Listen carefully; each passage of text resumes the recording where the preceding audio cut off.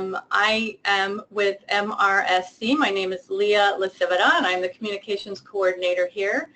And today our webinar is about the Small Town and Rural Multimodal Networks produced by the Federal Highways Administration. And we're going to be joined by 3 speakers today.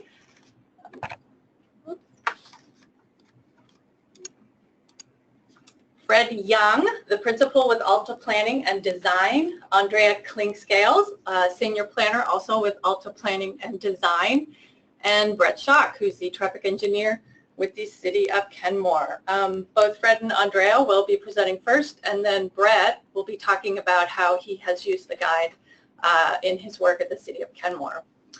Before we begin, however, I would like to just go over a few kind of webinar technicalities. If you're having technical difficulties, and I very much hope you're not after that rough beginning, please give us a call at MRSC 206-625-1300, and someone can walk you through perhaps any kind of hearing issue or visual issues you may have. You will notice that you do have a toolbar for the webinar itself. As you see, there's an image to your right that shows you what the toolbar should look like. When you want to submit a question, you can maximize the question section and type your question in there. And basically someone will either answer your question or we will be putting them aside for the Q&A part of the webinar that will happen at the end. And there is a handout section. If you open that up, you will see the PowerPoint that we're going over today in PDF, and you'll be able to download that and use that information. Also know that we'll be taping this webinar, so if you miss anything, you can go back to our website and watch it. I am with MRSC, and as you may or may not know, we offer tools and services to local governments across Washington State. If you want to learn more about us, please contact us at 206-625-1300 or visit our website, mrsc.org. If you have specific questions about the STAR guide, the guide which we'll be reviewing today, you can speak directly to Alta Planning, 206-735-7466. So with that, I'm going to sign it over to Andrea and Fred. Thank you, Leah. Again, everyone, thank you so much for your patience. We will do our very best to leave at least 10 minutes for Q&A after we're done today, so hold on for that. We have until 1:30. Okay, so let's get started. All right, so we often hear that while many communities are excited about innovations in active transportation design practices, it often feels too urban, or the project examples don't match the context of rural communities. But in small towns and rural communities, active transportation is even more common, actually, than it is in urban areas. However, there's just not that infrastructure to support active transportation. It's often very limited or just completely absent. Many small and rural communities are located on state and county roadways that are built to accommodate very high-speed traffic, resulting in a system that is just not safe or comfortable for walking and biking. And of course, these roadways can be retrofitted and redesigned over time to provide a network that does better serve the safety, health, and economic interests of the city. And so the Small Town and Rural Design Guide, which we often refer to as the STAR Guide, was created to address these very issues. So it's meant to be a bridge document between existing guidance on bicycle and pedestrian design and rural practice. It's meant to encourage innovation in the development of safe and appealing networks for biking and walking in small town and rural areas. And then it provides a tremendous number of examples from peer communities and project implementation scenarios that is appropriate for rural communities. So we're very excited to share the guide with you today. Before we dive into the guide, I want to say a little bit about the definition, or how we define rural and small towns. So in the initial development of the guide, we thought very long and hard about how to define rural and whether we should define rural. So the U.S. Census Bureau identifies an urban area as a cluster with more than 2,500 people. But gosh, that's just an incredibly limiting example. It's a very small population, and but we just didn't find a better definition elsewhere.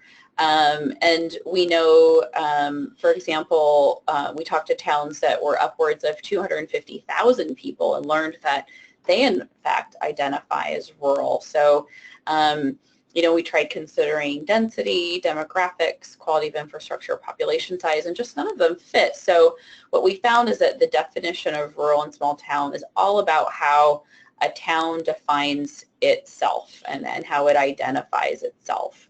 For example, these are all photographs of rural towns throughout the U.S., and they're all very different. So because the guide doesn't define small town and rural, it really takes a nuanced approach in which any of these four street contexts are applicable. So on the left we have unimproved, agricultural, recreational, downtown. The guide avoids a one-size-fits-all approach like AASHTO or the Green Book, and it applies to a variety of street types. So why did we create a small town and rural guide? Well, nationwide, about 20% of the population lives in rural areas. 46% of Washington counties are classified as rural by the CDC, meaning they're not contained within one of the state's 8 metropolitan areas.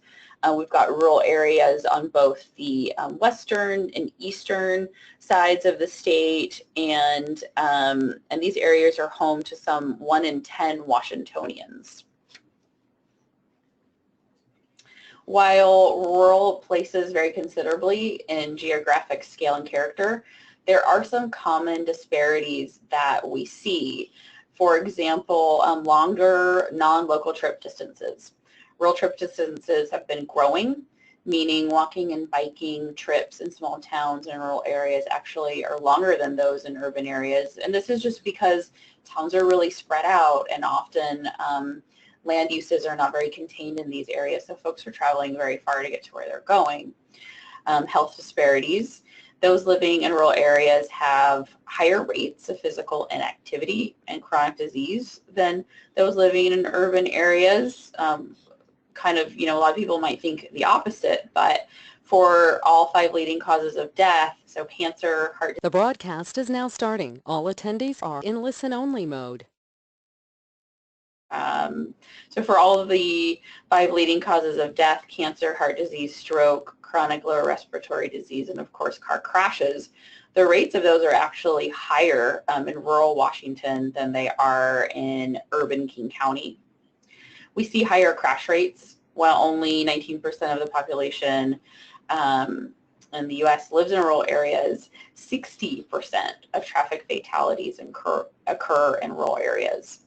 We also see income disparities. Urban households have annual incomes approximately 32% higher than those in rural households.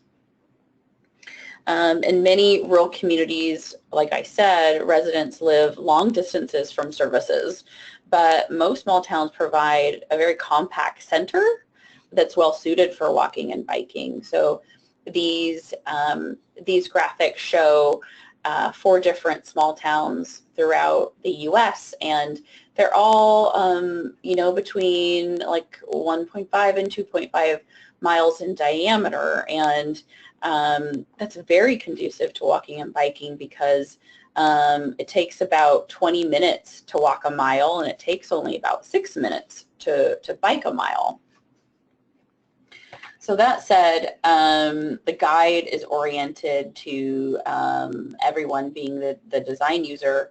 We really considered all ages, abilities, incomes, and skill levels, and we really want to encourage designers and planners to go beyond minimum standards, and also to really consider uses. So the school, commuting, recreation, tourism, all these different reasons why people walk and bike. And the guide is really meant to address the need for networks and connections. So there's the need for internal connections within a town center, but then also the need to connect one town center to another town center. So the guide helps you consider these different contexts. So in each of the typologies that Fred Young will go on to discuss in just a moment, the guide takes great care to account for and control for common small town challenges. In many areas there are agricultural uses where there are large vehicles going very slowly on gravel or dirt roads. There are needs to access public lands, some, parks and things like that are very popular destinations. A lot of times we see really giant auto-oriented roadways that have many, many lanes, again, fast speeds, and they're very intimidating to cross as a pedestrian or ride on as a cyclist. And then because there's lack of infrastructure, if you do want to walk or bike, you might be stuck on an unimproved shoulder, or if you need a mobility device, this poor guy in this graphic on the right, he's riding in the travel lane, which is, of course, very dangerous. Also, there's very constrained terrain in many cases, whether that be topography, water, and it makes building biking and walking facilities more expensive. Safety, of course, like I mentioned before, is a challenge with inadequate pedestrian crossing facilities and such. Highways are often functioning as a small town main street that cut right through the heart of a small town. These are often really wide and over-designed and maybe constrained or hard to change in some way. And then especially east of the mountains, climate and maintenance is an issue, what with snow and needing to have access to maintenance vehicles to clean walking and biking infrastructure and to keep it open and safe. And so from all this, we get the Small Town and Rural Multimodal Networks Guide, and this is the guide for the rest of us. So the guide is grounded, of course, in guidance published by AASHTO, the FHWA, and other sources, and it was funded with matching funds from Blue Cross Blue Shield of Minnesota, and the client, as Leah said earlier, was the FHWA. So Alta led the development of the guide along with these fantastic partners from Montana State University, the Western Transportation Institute, and the National Association of Counties. So let's talk briefly about guide content, and then we'll get you familiarized with the facility types in the guide. So of course we have a great introduction section in the guide which covers some of the things I just talked about. Chapters 2 through 4 are focused on facility types. And then Chapter 5 is network linkages that we'll discuss later. And then there's some great planning and project development considerations for you as well. So how can you use the guide? It is organized, these chapters 2 through 4, it's organized by mixed traffic, visually separated, and physically separated. So mixed traffic is all modes kind of mixing together in one right-of-way. Visually separated separates modes with paint and things like that, and then physically separated creates horizontal or vertical separation between modes. The guide presents a very graphically rich idea book for these facility types. There is a tremendous amount of discussion on the appropriate application for each facility, the benefits. Like I said, there's case studies, and then geometric design guidance talks about lane markings, signage, intersection treatment, how to implement successfully, and then accessibility considerations. Each facility type is provided to you in the context for which it best fits based on 3 major factors. So the first one is speed and volume. So this tells us the preferred speed and volume for each facility type, and then the dash green line area says where, like as far as you could go, so the potential volume and speed. It also discusses what type of network you could use the facility type on, so whether this facility is appropriate for a local street, a collector, or a highway. And then finally, it discusses whether it's suited for land use outside of built-up areas or within built-up areas, or both. And now on to Fred Young. Thank you, Andrea. So I'm going to go through all of the facility types that we have identified in the guide, and I'm going to break them down by the typology. So first off, we're going to talk about some of the mixed traffic facilities. The first one is a yield roadway. So this is where all users, so whether you're walking, biking, or driving, you're all using and sharing that same space. Some of the key features are a narrow travelway that's two-way for all users, and then also different things to keep the space seem narrow. So that could be narrow pavement, parked cars on the edge, and also potentially a tree or planting area. A yield roadway is really good, really meant for low volume and low speed streets. Typically residential streets in a small built up area, small town, would be perfectly applicable for this. Some of the things to keep in mind are we call out the travel way to be about 12 to 20 feet. If you're looking at a travel area less than 15 feet wide, and remember that's two directions, two-way travel. FHWA, AASHTO has a guide from 2001 that really is great about talking about low volume streets in residential areas and what you need to do to actually design those really well. The intent is that drivers will pull off the main travelway and allow each other to pass. And this is an example from coastal Oregon. Bicycle Boulevard. So this is slightly different in that it gives priority to pedestrians and bicyclists. Cars and trucks are still allowed to use this, though there are some techniques to really minimize speed and volume of motorized vehicles. And we'll talk about those really quick.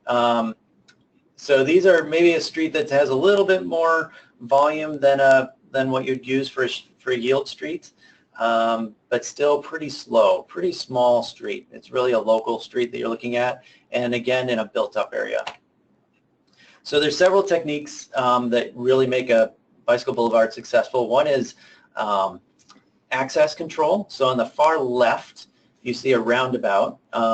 And that is not access control, but that's really going to control speed for vehicles going through the intersections.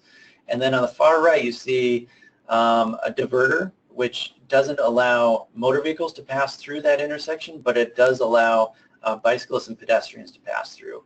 And then mid-block, in between those two intersections, you see some other things that are important. Speed humps help slow down traffic, and markings. Pavement markings really are great for encouraging people to use that as a route and let drivers know that they can expect to see bicyclists on the street. This is an example in New Jersey, actually, that just shows a very low traveled street with some pavement markings that indicate that it's meant for bicyclists too. Advisory shoulder. So again, this is another shared space, though we're starting to look at some separation of uses. So it provides a narrow two-way center travel lane down the center of the street, and then areas off to the side that are not quite bike lanes, but they're more shoulders that are intended for bicycle use. And some things to help with that, to really, again, visually narrow that, is skip striping, and then also, if possible, contrasting pavement materials. So this is the one type in the facility type in the guide that requires a request to experiment from the FHWA, and this is not something to be scared about. It is easy to do. We've done these all over the place for different facility types.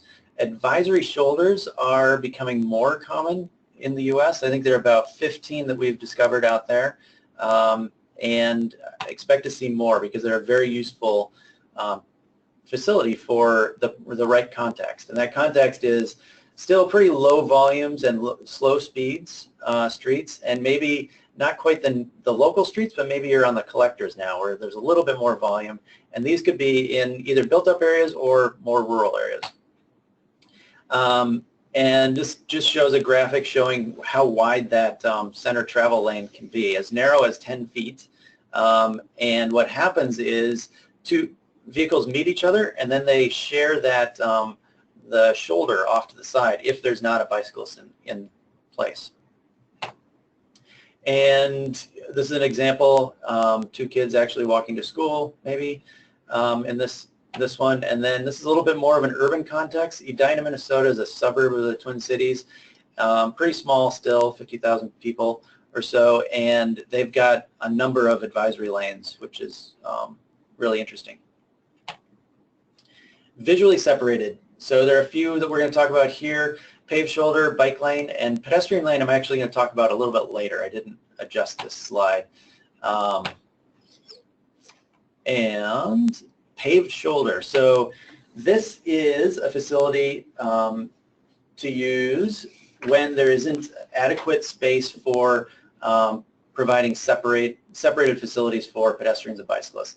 It's really a shared space for pedestrians or bicyclists off on the side of the street. Some things that really make these a little bit better are going to be rumble strips and really bold fog line markings. Double stripe would be great to do that if you have space. Again, contrasting material really signals to the drivers and the roadway users that this is really for someone else, not for the primary driving surface. And again, these are your big rural network connections. So they could be through a town or connecting towns. And it's really a, if there's not another option, is how we really should look at this being used. Paved shoulder is typically 4 feet wide or so, as opposed to a bike lane, which I'll be talking about next. There's a typical example. One thing to think about for an advisory shoulder is that it needs to meet, if it's intended for pedestrians, it needs to meet accessibility standards. So all of the things that you need to do normally to accommodate vision impaired or mobility impaired has to be accommodated with a shared, with a paved shoulder. Bike lanes. So this is a space that is intended for the exclusive use by bicyclists. So with that in mind, it's really helpful to have a parallel pedestrian way adjacent that follows the same route. And here we're showing a sidewalk. And typical bike lane markings are required, as well as thinking about intersection markings where the conflict arises. So this could be streets, virtually any street in a town would be applicable for this, and maybe even some streets that are roads connecting towns, and kind of your mid-range for speed and volume. One key thing to think about with bike lanes are intersections, and there are lots of ways to deal with that, and they're really specific based on the local context, whether it's land use or traffic patterns. There might be a lot of right turns by motor vehicles, so really thinking about how those turning vehicles cross that bike lane if a bicyclist wants to keep going straight. And we have a lot of guidance for this in the guide itself. A simple example here, Note this one is a buffered bike lane, so it has about a 5-foot bike lane and a looks like maybe a 3-foot, even 2.5-foot buffered space between the bike lane and the motor vehicles. Physically separated. There are a number of these, 4 we're going to go through. So a shared use path is shared space for pedestrians and bicyclists to use. And in this guide, we're mainly focused on where those shared use paths cross a roadway. That is where the conflict is really going to happen. So thinking about crossing enhancements, that could be pavement markings, signs, signals, and I'll show you a few of those coming up. And different warning signs for trail users themselves. Who has the priority to at this intersection is really something that is based on a local context. And the graphic off to the left, the green is indicates that a simple crossing markings, pavement markings are suitable, and moving up to the red is so if you're speed of about 40 with 15 to 18,000 vehicles per day, you want to start thinking about signals and other things to indicate that there's a trail crossing the roadway. And some of those enhanced crossings are shown here. So top is just showing simple pavement markings. Middle is island, actually a rest island in the middle to provide a refuge for people using the trail. And then also multi-lanes, you maybe start thinking about some signals. This is a very simple crossing in rural Arkansas. Side paths. Side paths are very similar to shared use paths, except for they are in the right-of-way of a roadway and they are parallel to that road. So there are some things to think about here that are different than, possibly different than a shared use path, and that is mainly where a side path crosses a street. If you can imagine here, that truck, if it was turning right, it would be crossing the path of someone on the trail. So thinking about that interaction is really key, which is why we're calling out wide separation at intersections. It gives everybody a little bit better visibility. And again, very similar to shared use paths, these are going to follow kind of your main arteries, highways or even collectors, rural or urban context. And separation from that roadway is key. AASHTO calls out a minimum of 5-foot separation. However, you can go a little bit narrower if you have a vertical barrier of some kind, crash barrier. And if it's a very high-speed road, you might want even wider separation. An example showing nice big buffer between the shared or the side path and the roadway here. Separated bike lanes. So this is related in some ways because it's going to be a bikeway that is parallel to a roadway. However, it is for the exclusive use for bicyclists. And again, providing a pedestrian way parallel to that is a good idea to help minimize conflicts between bicyclists and pedestrians. Higher speed roads are a good place to do this. In a more built up area, so some of the main streets there, collectors, will be a great place. Again, same thing as the side path. Intersections are really going to be the trick to get these right. And you can do signaling,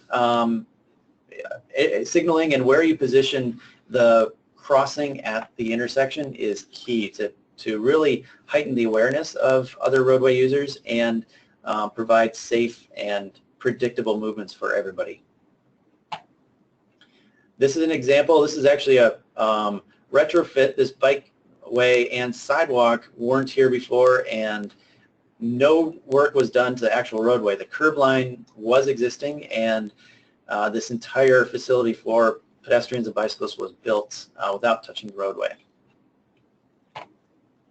Pedestrian lane. This is an interesting one, and this should be considered as an interim treatment until to provide some access for pedestrians, but really interim until a proper sidewalk or side path or something can be built for pedestrians. And so it is actually using the same roadway as motor vehicles. Separation is by, in this case, we're showing potentially some bollards and double yellow lines. And again, since it is for pedestrians, thinking about accessibility, all accessibility rules apply. So vision, mobility impairments, and then also snow removal and sweeping. So maintenance of these areas is really something to consider as they go in. These are intended for the lower speed streets, again, in a built-up area. An example in Oregon, and these are pretty common actually. I've seen quite a few of these around.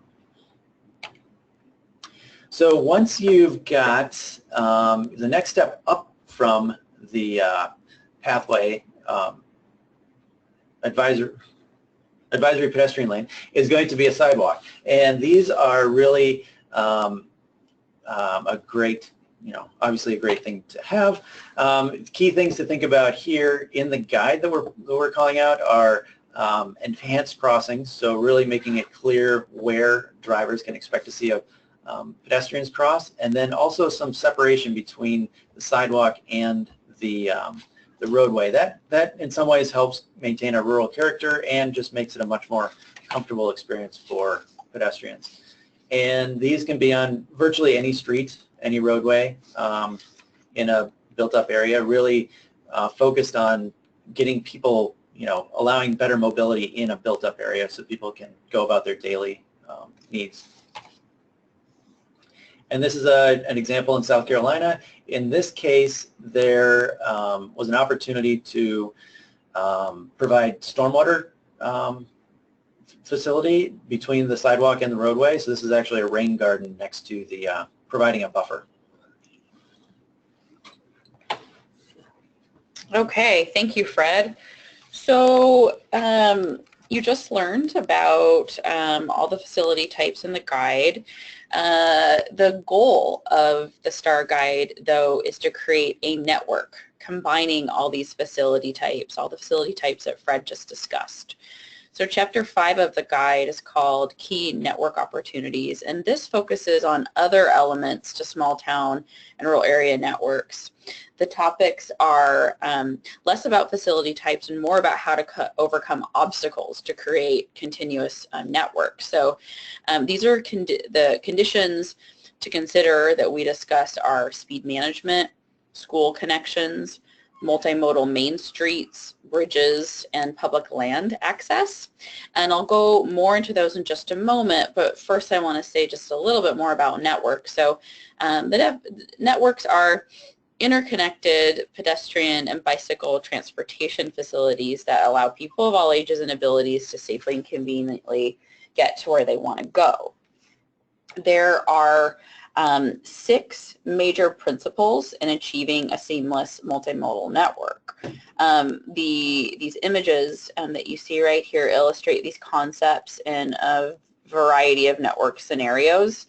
So the first thing that you need to think about is cohesion. So how connected is the network in terms of its concentration of destinations and routes? Second is directness. How does the network provide direct and convenient access to these destinations? Accessibility. How well does the network accommodate travel for everyone, regardless of age and ability? Alternatives. Are there different route choices available within the network, or is there just one option? Safety and security. Does the network provide routes that minimize risk of injury, danger, and crime? Comfort. Does the network appeal to a broad range of ages and ability levels, and is consideration given to user amenities? Okay, So the guide has a great section on speed management, and I'll just brush over it, but I highly recommend you review it on your own to get all the details. So speed can be a major issue in rural areas, particularly on sections of roadway that connect communities. Speed management can be an effective tool to keep these connections conducive to biking and walking. So this section reviews techniques that are compatible for rural and small town environments. What we do see is that speeding is a major factor in crashes of all types, and of course increases in severity. The higher the speed, the more severe the crash. So faster speeds affect our reaction time as bicyclists, pedestrians, and drivers. Higher speeds when you're driving requires increased stopping distance, and at higher speeds, motorists are just less likely to see and react to a pedestrian and to have enough time to avoid hitting one. This section includes 8 different traffic calming measures and the spacing of treatments to best influence travel behavior. So some of the topics that it explores are speed humps and speed tables, roundabouts, pinch points, lateral shifts, and median islands. Also, we've got information on speed feedback signs, slow or speed limit pavement legends, and then other speed reduction markings. The next obstacle that the guide reviews in quite a bit of detail are school connections. So small communities are great places for young people to exercise some transportation independence away from their parents, and this section covers considerations for increased biking and walking priority in school connections. So a connection that links to a school might be better suited for a sidewalk or a side path than for, say, a shoulder or a shared roadway environment that's more appropriate for a higher speed or higher volume roadway. The guide also takes a stance on school siting. So where many communities are often constructing new or replacing schools on the fringe of towns, really far away from destinations or even residential areas, this really makes biking and walking not an option for most students. The next section of the guide is multimodal main streets. Main streets are often the heart and soul of small towns, and like I said before, many of these also double as state highways, and we can't stress enough that virtually every small community that we work in complains about their main street and wants advice on how it can be improved. Main streets can often be constrained and congested places, and like I said before, they can often be overly wide with minimal walking and biking facilities. So this section reviews some reconfiguration options for a variety of different scenarios, and luckily there's just a tremendous number of great examples out there of communities that have achieved quieter, more bikeable, walkable main streets where you can actually get folks stopping to come into stores and interact with the local community and bump up economic development potential of small town and rural communities. The next chapter discusses bridges. It provides some discussion of how to handle shoulders, sidewalks, and side paths on bridges. The emphasis here is on separation. If you've ever done a long tour, just a short bike ride even over a bridge, it's often the scariest point of a ride, so really emphasize separation when possible.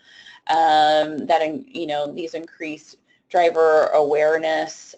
Talks about the need to future-proof bridges because We have a huge backlog in the state of bridges that are in need of retrofitting, and so when we do add biking and walking facilities, we need to make darn sure that they're going to stand the test of time and they're really a good investment of resources, but that they also do provide some flexibility for augmentation as we learn how the facility is functioning. The next section covers access to public lands. So small town and rural areas often have some just incredibly beautiful scenic places that locals want access to, but also visitors from all over want to visit to. A lot of towns have a national park, and like I said, they're going to have local visitors, but could have international draw as well. So there's really some unique need there for wayfinding. The guide discusses how to maximize potential there. It also discusses some funding options for federal land access. There's the Federal Lands Transportation Program and also Federal Lands Access Program.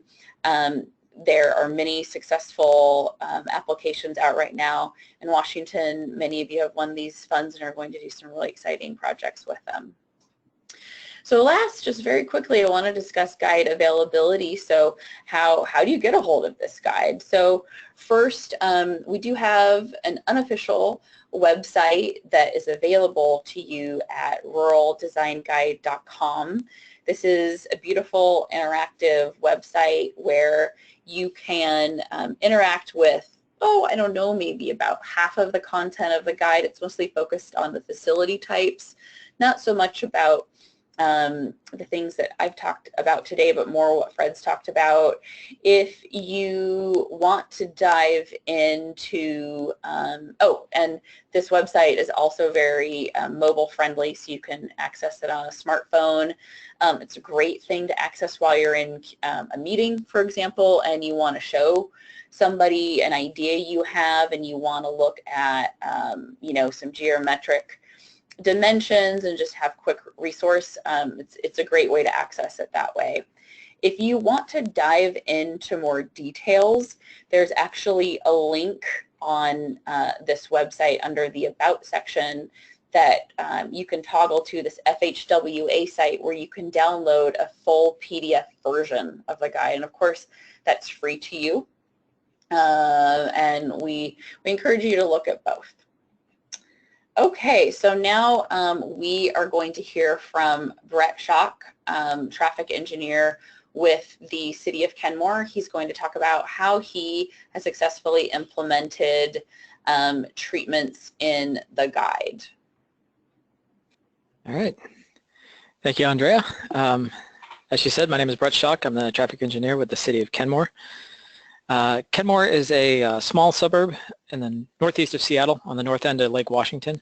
You can see some statistics here on our population. Most of our roads are fairly small, kind of legacy rural. We were incorporated from King County in 1999. We have a very strong walking and biking culture, a lot of bike commuters and experienced recreational riders, a lot of adult riders in the confident category.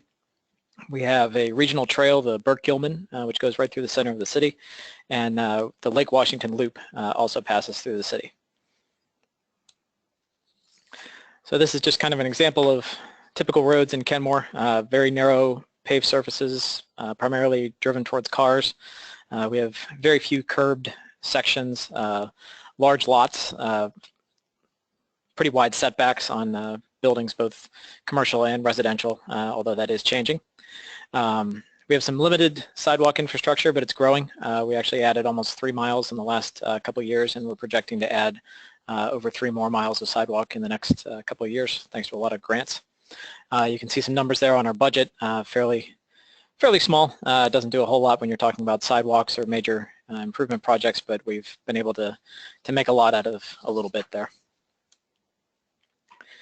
So I just wanted to go through our improvements kind of sequentially before implementing and then after the project. So to give you an idea of our local priorities, we had an unfortunate 2014, where we had 3 pedestrian fatalities. 2 of those actually occurred within 1 week. So in the middle of 2014, we adopted our own local Target Zero initiative, and the City Council changed their #1 goal to highlighting pedestrian and bicycle safety and focusing on that, and that's been their #1 goal ever since mid-2014. In 2015, the city hired a traffic engineer, that's me, and began a proactive outreach to the citizens to find out what their priorities were for pedestrian safety and making those network connections. And then in 2016, we passed a Complete Streets Ordinance, which kind of tied all of our approaches together and really formalized the process that we take every opportunity for maintenance projects even. Anytime there's something happening on a road, we're looking to make improvements for pedestrians and cyclists.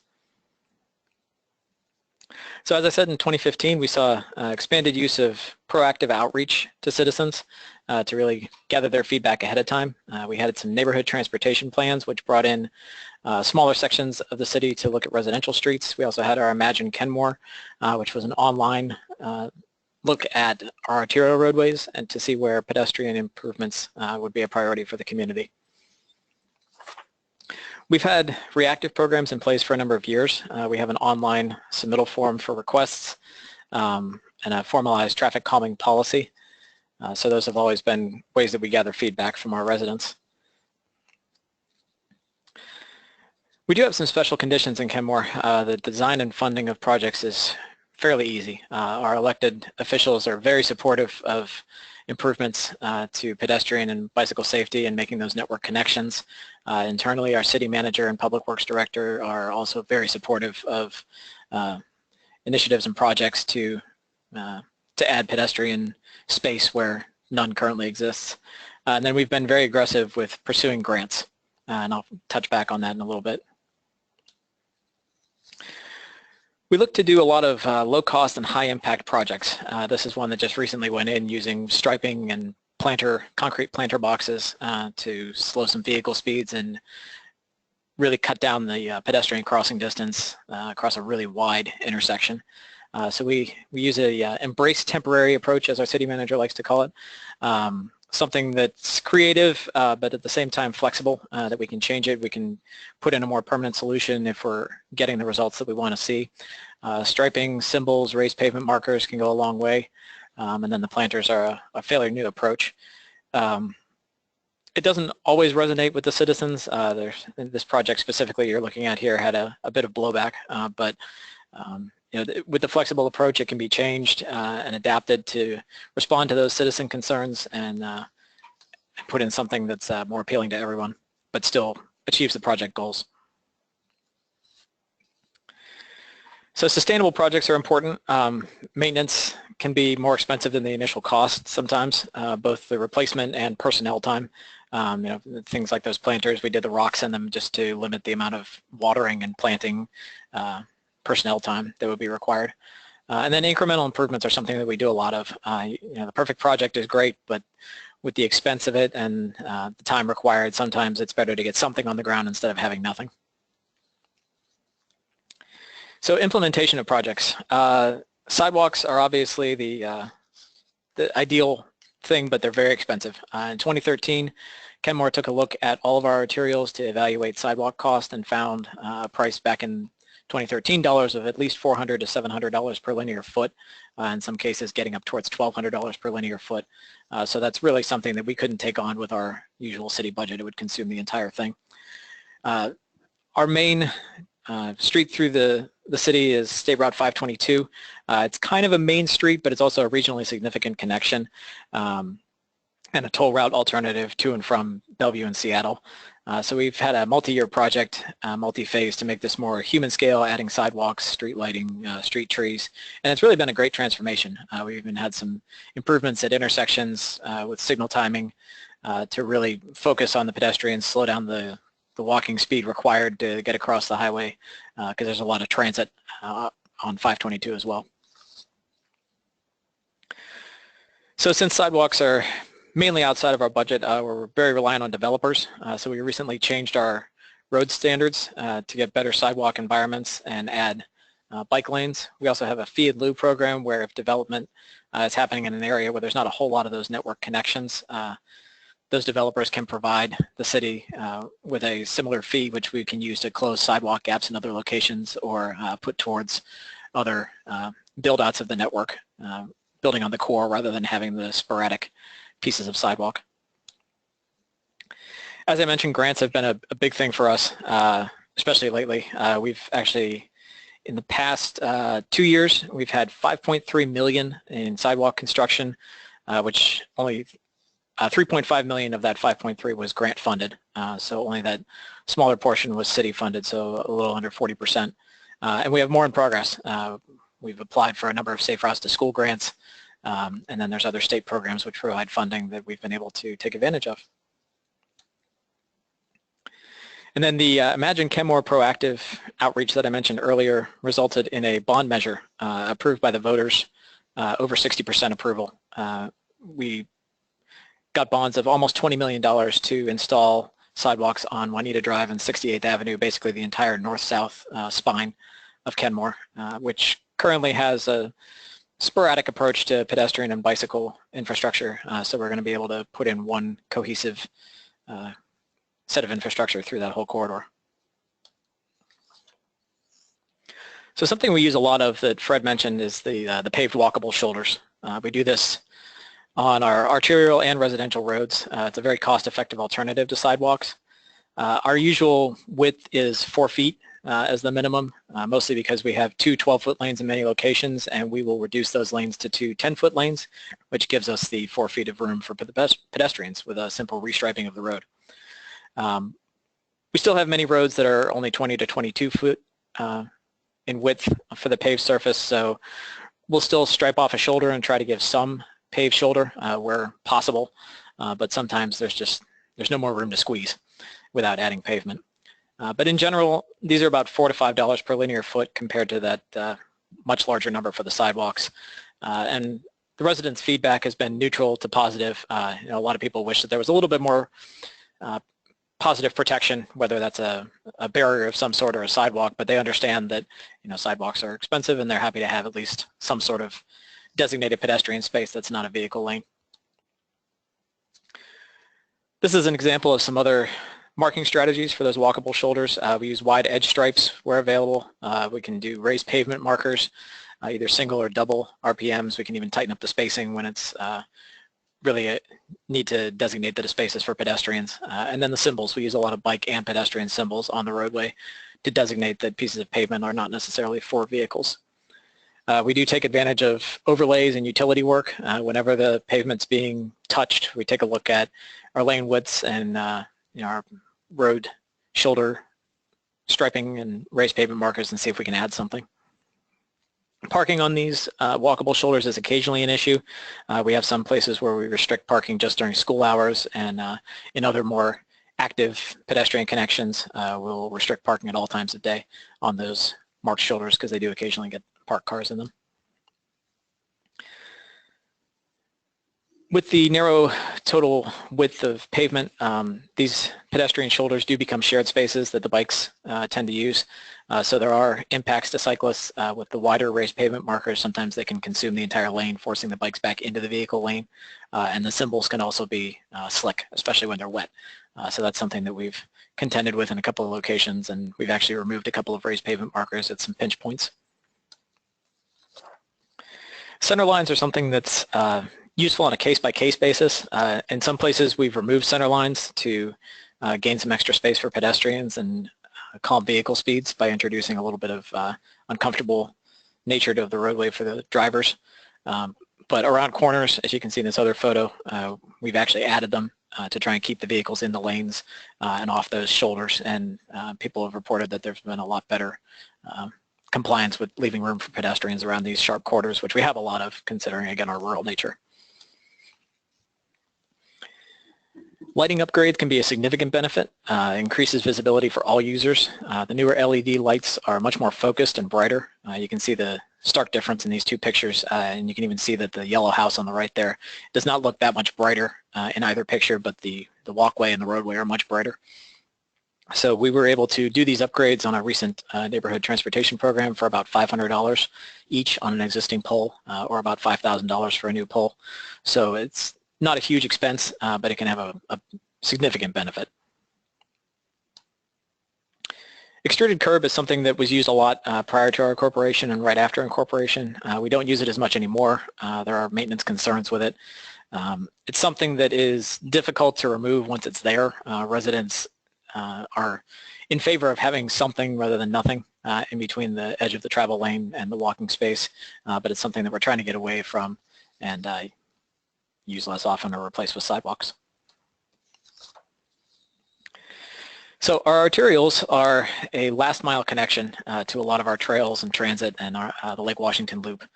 So we have a lot of bikers that are using our arterial roads, so we try and put bike lanes for at least some portion of those arterioles, especially when we do overlays. We provide buffers when space is available, focusing on the uphill direction. We have a lot of steep terrain in Kenmore. So you can see here an overlay project recently where we added a 3-foot buffer on the uphill bike lane side, and then the downhill bike lane, you can kind of see it there on the left, is unbuffered. But with the grade and the steepness of the terrain over there, the bikes can usually at least come close to matching the 35-mile-an-hour speed limit for the vehicles. And I also want to mention that we tightened up the lanes on our arterioles to 10.5 feet and removed a lot of right turn pockets, which created a lot more space for our bike lanes and our buffers. Another overlay project where we had a little bit less space available to try and put a bike lane on both sides. We did a uphill shared lane, so you can see the bikes and the pedestrians are using that uphill right-hand lane, and then on the downhill side, there's a little bit of sidewalk and some wider shoulders for the pedestrians, but we put the bikes in the lane with a sharrow.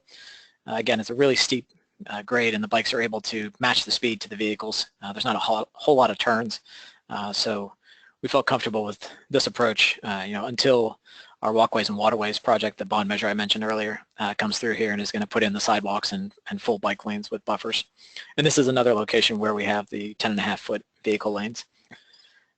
The shared lane going uphill is a minimum of 8 feet wide. It drops a little bit when we have sidewalk, but that's not on a whole lot of the length of it. This is one other location where it does drop in width just because we had some other geometric constraints.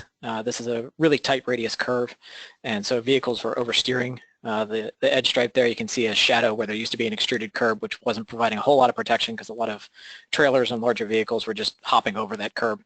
So we took a look at where the vehicles were oversteering and actually moved the curb back to allow for that oversteer, and then used a much taller barrier to provide protection for the cyclists. So it's a narrower lane, but there's a lot more protection, and people were very positive about this improvement. A couple other bike lane marking strategies. We use sharrows to bridge between areas of bike lane when there's not a full bike lane available. We have different buffer types. You can see a narrow buffer there that's just 2 lines, a thicker one on the traffic side and a thinner one on the bike side. That's used when we have less than 3 feet available for the buffer. And then we do these dashed lines through the intersections with an extra bike symbol at the stop bar to really draw attention to vehicles entering from the cross street, that they're crossing a bike lane before they enter the vehicle lane. As I mentioned, the symbols and the sharing with pedestrians in some locations, but this is also an opportunity for placemaking. We have a mascot in town that's a heron, and we're talking this summer about putting Hank Heron's head on some of these bike symbols or the pedestrian symbols, just something we can do with paint, just to give people a sense of, you're in Kenmore and we're having fun. So we have a regional trail that I mentioned earlier, the Burke-Gilman Trail, shared use path that used to be a rail corridor that passes through Kenmore. So the crossings are a major consideration. We've had 2 underpasses that were created as part of our multi-year improvements on SR 522, but there are 2 other at-grade crossings. We had one, you can see here on the larger picture, at 61st Avenue, that's actually at the bottom of a hill. And this one had a lot of near misses, especially with some recent changes that were made to 61st Avenue. So we took a proactive approach to improving, added the green paint in between the crosswalk bars, added a lot more signage to draw attention that it's not just a road intersection, there's also a trail intersection for vehicles to stop at. And then we do some LED flashing stop signs, both for the cyclists and the motors. And there's been a lot better compliance with stopping and yielding, and there's been a lot less uncomfortable situations at this location since we did all those improvements. So a little bit about the supportive transportation ecosystem to all of these pedestrian and cyclist improvements. As Fred mentioned, the crosswalks can be one of the major contributors to the success of a networked pedestrian system. So we use the RRFB rectangular rapid flash beacons that are solar powered at all of our arterial crossings. We get really good compliance. People really like these. They feel much safer in them. The vehicles, as I said, have really good yielding. And then we add crossing flags. They're not used that much, but again, it's one of those things that the people that use them really appreciate their presence, and they're not a huge expense. And in general, these are something that we take an approach, again, of something is better than nothing. With the solar-powered installation, we're able to get these in for about 12 to 15,000 at each crossing. There's other places where if we did a full sidewalk crossing and a direct wired system, we'd be looking at a much higher cost, something upwards of $75,000 or $80,000. So we're able to put in a lot of these, and we now have 18 in the city. We use Refuge Islands whenever we have a crossing that's exceeding 3 lanes, although we only have a couple locations in the entire city that have more than 2 lanes. So this is one of the only installations of that, and using the RFB in the center as well. A curb extension is a great way to shorten the crossing distance. We actually did this one as part of a change order to an in-progress sidewalk construction project. So that was another way to take advantage of something that was already happening and just add some pedestrian elements to it, again with the RFB. We look at opportunities to shorten the crossing distances. Going back to this intersection improvement with the planters, we were actually able to reduce this crossing from 120 feet to 40 feet of exposure on both sides of this intersection. So that was a really great pedestrian improvement. And also cut down a right turn that was able to be taken at a fairly high rate of speed. Now has to be a lot slower. So just safer for pedestrians, it's safer for the bikes traveling along Simon's Road. You can see the new bike lane there on the other side of the planters. And like I said, there'd been some blowback from the citizens on the way this was implemented, but we're making some changes and are being responsive to that. We have one major bridge in town, which we are going to be replacing one of the structures of due to some structural issues.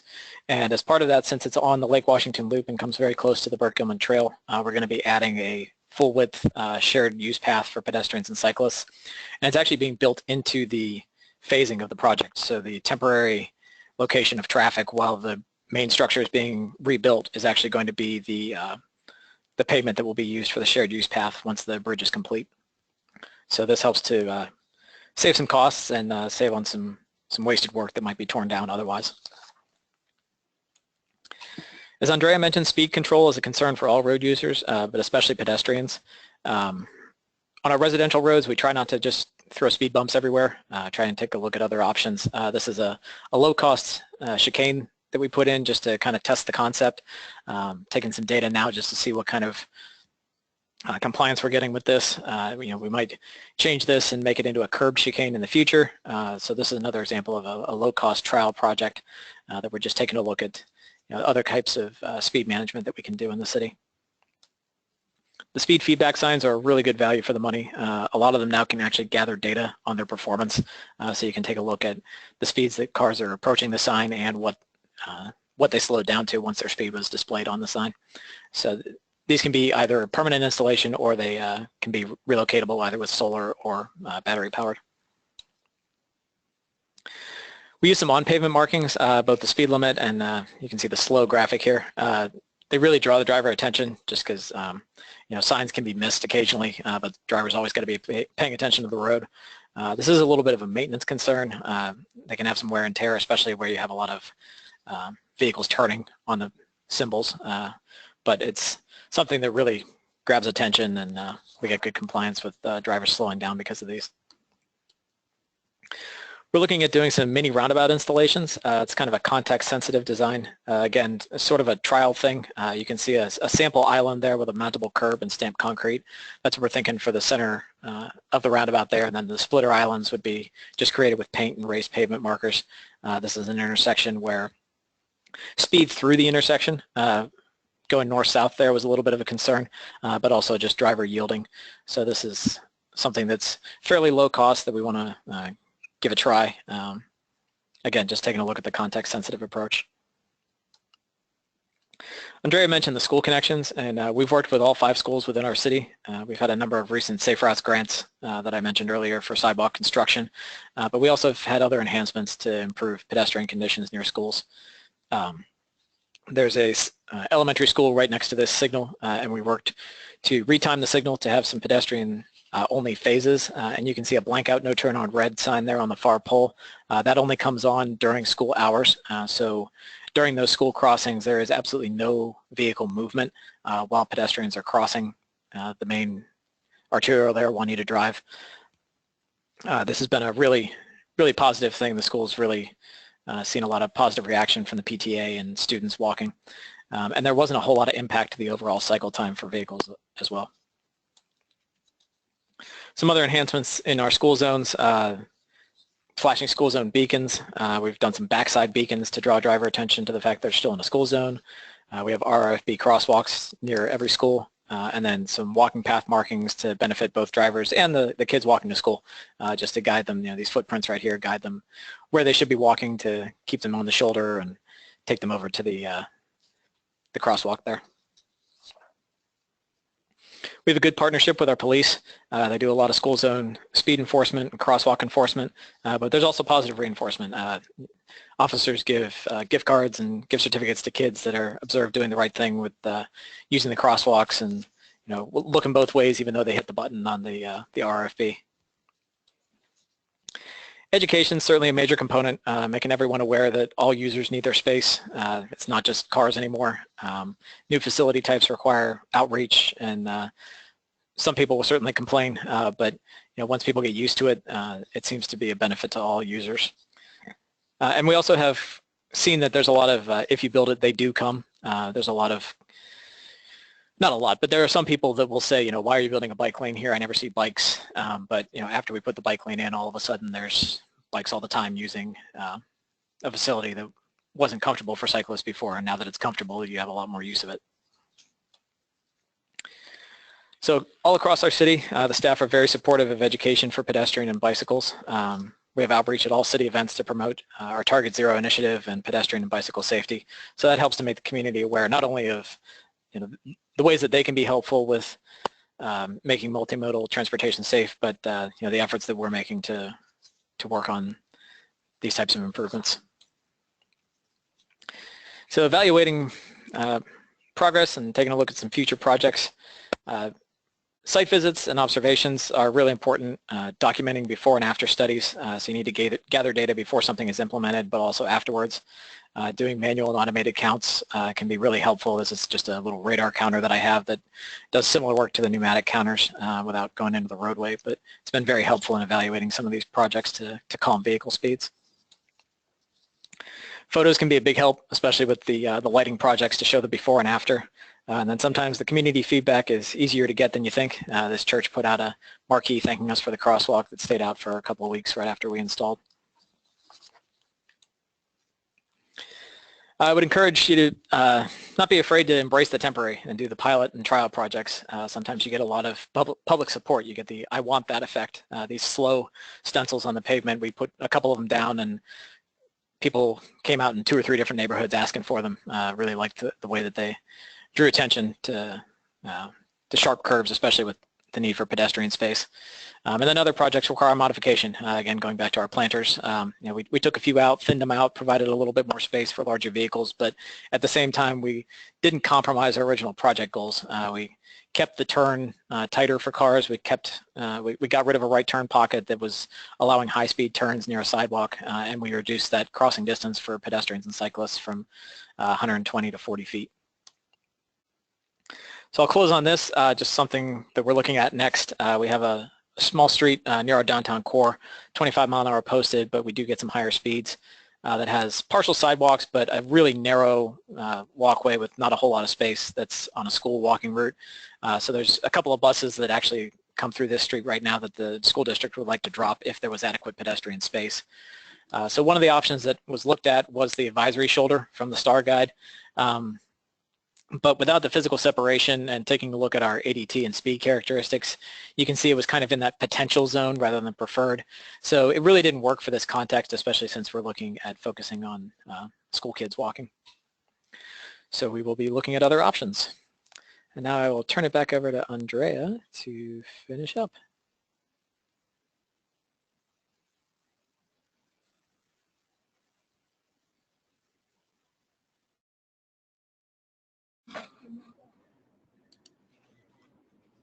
Okay, thank you so much, Brett. That was fantastic.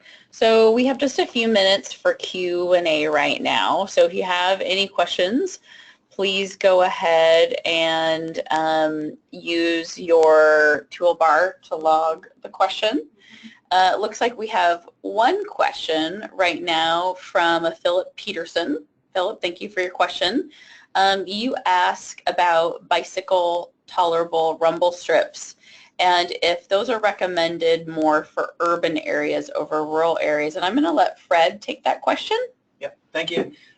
So I would, rumble strips and bicyclists are, it's a highly contentious issue.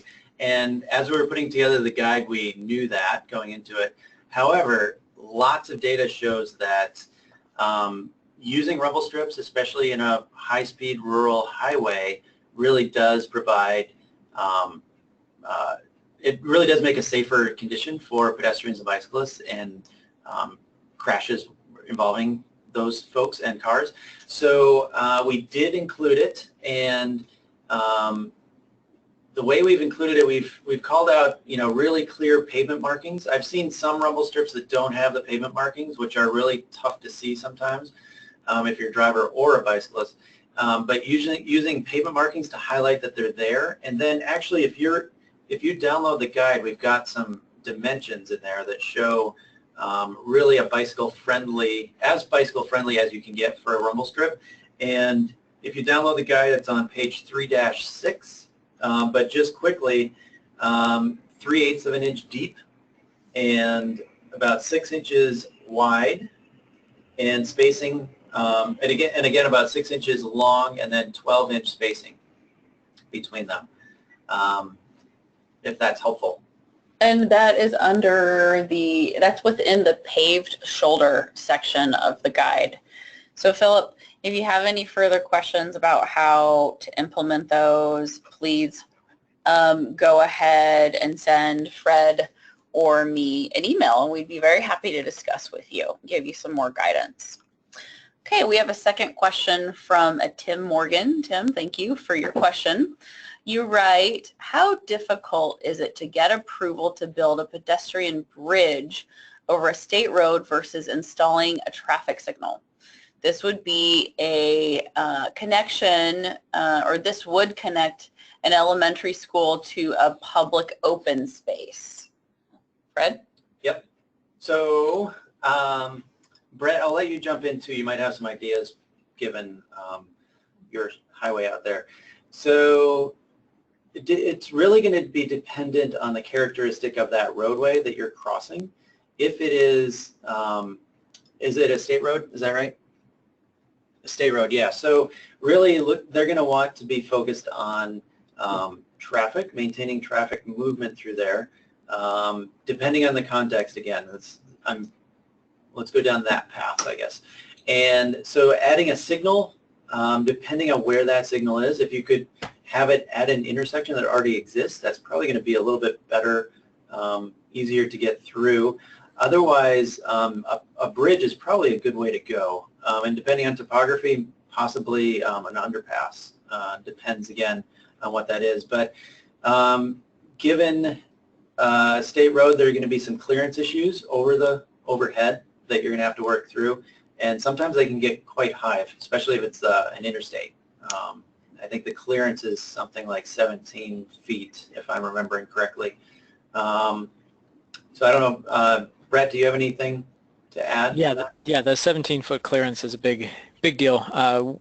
The way that our state route is set up, the north half of Kenmore kind of starts at the grade of it and then goes up, but immediately south of it, the Burke-Gilman Trail is already sitting somewhere between 5 and 10 feet below the state highway. So just because of that, we've been looking more at the underpass just because of the size of the structure, and then also the length of actual walking distance to get up, an accessible route to the bridge, across the bridge, and then back down. Sometimes you could be looking at a walking distance that is pushing almost a quarter mile just to get across that state highway. So that's something that we've been looking more the underpass route as an alternative to the at-grade crossing. The other thing to consider too, Tim, is that a lot of time, well, obviously the solution depends hugely on context, the volume, how many lanes, speed, etc. What's on each side of the state route? Is it super rural, or are there destinations alongside of it? People will often think that an overpass or underpass is better because it's separated. But what we've seen a lot is that, of course, they're expensive to build, and pedestrians are always going to take the path of least resistance. So there are lots of examples out there of cities investing in these types of structures, and they end up not being well used. So again, feel free to contact Fred or me if you want to discuss more, and we can take a look more at the details. So we have one last question from Ardell Steele.